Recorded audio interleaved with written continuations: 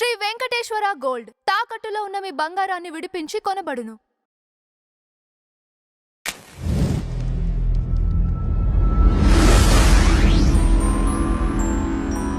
నమస్తే sir. Sir ఇది రీసెంట్‌గా ఒక అతను మూవీస్ ఏవైతే థియేటర్‌లో రిలీజ్ అయితాయో కొత్త సినిమాలు వాటన్నిటిని పైరసీ చేస్తున్న అతన్ని పట్టుకున్నారు అని చెప్పేసి అంటున్నారు. అంటే ఏ విధంగా పట్టుకున్నారు? ఏ విధంగా ట్రాక్ చేశారు? 29 ఇయర్స్ పిల్లోడు ఎన్జిఓస్ కాలనీ వనస్థలిపురం దగ్గర ఉంటున్నాడట. ఓకే. తను ఏం చేసేవాడంటే రీసెంట్ డేస్లో వెళ్తున్న ప్రతి సినిమాకి ఇక్కడ ఏవో కెమెరాలు పెట్టుకొని ఇట్లా కూర్చుంటున్నాడు. ఆ రికార్డ్ అయిన దాన్ని ఈ మూవీ రూల్స్ ఇట్లాంటి వాటికి టెలిగ్రామ్లో ద్వారా ఎవరికో వేసేస్తున్నాడు ఆన్లైన్లో. ఆన్లైన్లో ఇతనికి డబ్బులు పడుతున్నాయి.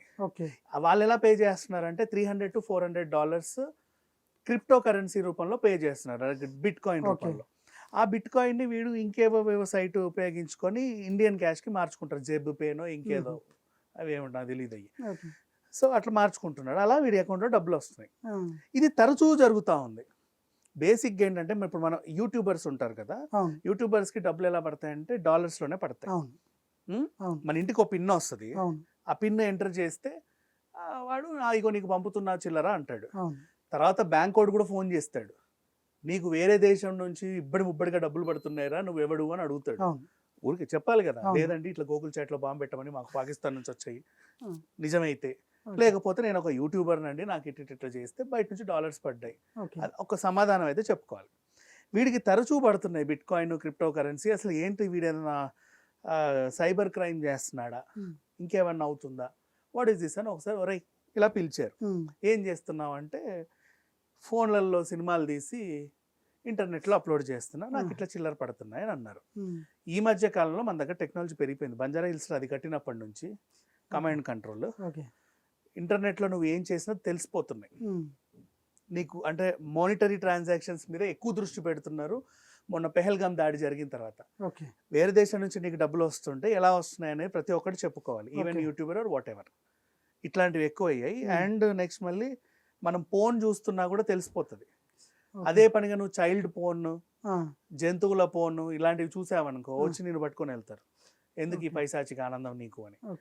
నెక్స్ట్ కొంతమంది ఏంటంటే డబ్బులు సంపాదించుకోవడానికి అమీర్పేట హాస్టళ్లలో ఉంటూ, ఓకేనా, అమ్మాయిలు అబ్బాయిలు ఇద్దరు కూడా ఇట్లా చూపించుకుంటూ సంపాదించుకుంటున్నారు. లైవ్ అనమాట. ఎంతమంది చూస్తే అన్ని డాలర్లు పడతా ఉంటాయి. లైవ్ అట్లా ఫోన్ పెట్టేసి మొత్తం బట్టలు ఇప్పేసి చూపిస్తున్నాను. అప్పుడు నీకు పడే చిల్లర కూడా వేరే కంట్రీ నుంచి వచ్చేవే. ఆ టైంలో కూడా నువ్వు దొరుకుతావు, అడుగుతారు. సో ఇట్లాంటి నేరాలు ఎవరైనా చేస్తే ఆపేయండి. లేదు బిట్ కాయిన్ వ్యాపారం చేస్తే చెప్పుకోండి, నేను ఇట్లా క్రిప్టో కరెన్సీలో అది నాకు తెలిసి నేరం ఏం కాదేమో, ఐ డోంట్ నో, మోస్ట్లీ నేను ఎప్పుడు కొనలేదు ఆ దరిద్రాన్ని. ఇట్లాంటివి ఏమైనా ఉంటే చెప్పుకోండి. లేదా యూట్యూబర్స్ కానీ ఇన్స్టాగ్రామ్ కానీ ఇట్లా మీరు ఆన్లైన్లో ఫేస్బుక్ మనీ కానీ వచ్చేటప్పుడు దానికి సక్రమంగా ఇగో ఇలా చేసుకుంటూ వచ్చాయండి అని చెప్పుకోండి. ఉంటాయి, అవన్నీ ఉంటాయి. కానీ క్వశ్చన్ అయితే చేస్తారు, వీ హ్యావ్ టు ఆన్సర్. అట్లా వీడు దొరికాడు.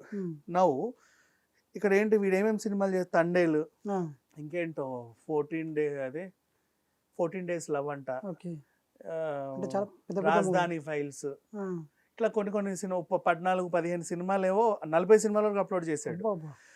దానికి వీడికి అంటే దానివల్ల ఇండస్ట్రీకి 3,400 కోట్లు లాస్ అయింది అనేది ఇతని మీద సెక్షన్ సినిమాటోగ్రఫీ యాక్ట్ కింద ఇప్పుడు ఇతన్ని పంపించారు. ఇది మంచి పరిణామం, నేను కాదన్ను. పైరసీని అరికట్టాలంటే చాలా చిన్న స్టెప్ తీసుకుంటేనే అరికట్టొచ్చు. అంత పెద్ద తిరుమల వెంకటేశ్వర స్వామి టెంపుల్కి వెళ్ళేటప్పుడే ఈ ఫోన్లు తీసి ఆడ పడేసిపోతున్నాం.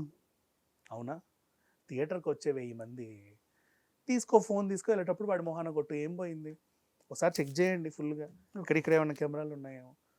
ఓ తోలేస్తావు వాడేదో చూపిగానే నీకు, అబ్బా ఎంత బాగా టికెట్ కొన్నావురా నువ్వు పో అని. వాడు చేసే దరిద్రాలన్నీ మళ్ళీ మనమే ఏడవాల్సి వస్తుంది. ఫోన్స్ అన్నీ తీసుకుంటే పైరసీని ఈజీగా అరికట్టొచ్చు యాక్చువల్గా చెప్పాలంటే. మరి అది ఎందుకు తీసుకోవట్లేదో తెలియదు, అది ఏమైనా ఇబ్బందో తెలియదు. మేడం ఇట్లా పెట్టేస్తున్నారు అందరు ఇట్లా. ఇప్పుడు ఎవరైనా కొన్ని సినిమాలు ఉంటాయి మా, ఇప్పుడు హిట్ 2 లాంటి సినిమాలు ఫర్ ఎగ్జాంపుల్, కోడిబుర్ర ఎవడో తెలిస్తే సినిమా అవసరం లేదు కదా. మళ్ళీ క్లైమాక్స్ లో నాని వస్తాడు అని తెలిసిన తర్వాత హిట్ 3 అవసరం లేదా, నీకు క్యూరియాసిటీ అంత పోద్దా. అట్లాంటి సస్పెన్స్ రివీల్ అవుతాయి. కొన్ని సినిమాలలో క్యామియో రోల్స్ సపరేట్ గా తలుక్కుమని పోతారు, వాళ్ళని చూడడానికి రివ్యూలు కూడా చెప్పరు. సర్ప్రైజ్ ఉంది అంటాడు, నువ్వు ఆ సర్ప్రైజ్ చెప్పేస్తావు, ఇట్లా పెట్టేస్తావు ఈ అని.